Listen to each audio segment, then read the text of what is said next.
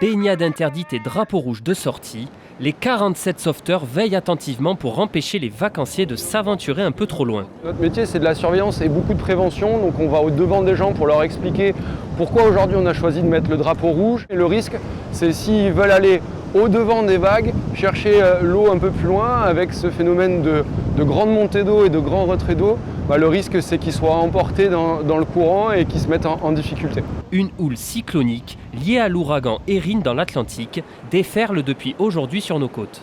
Un phénomène exceptionnel en été.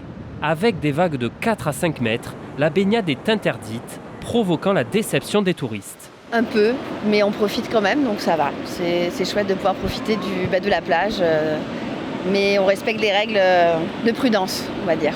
Et du coup, on a trouvé l'alternative, on va aller au lac cet après-midi. Plusieurs départements de la façade atlantique, dont la Gironde, ont été placés en vigilance jaune pour vague submersion.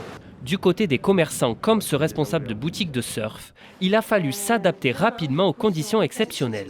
Pour la sécurité des gens, on a arrêté la location. Et après, pour ce qui est des cours, on adapte au public. Par exemple, on a annulé les cours enfants. Parce que là, c'est vrai que pour les enfants, il y a beaucoup de courants, etc. Donc ça, on ne l'a pas fait.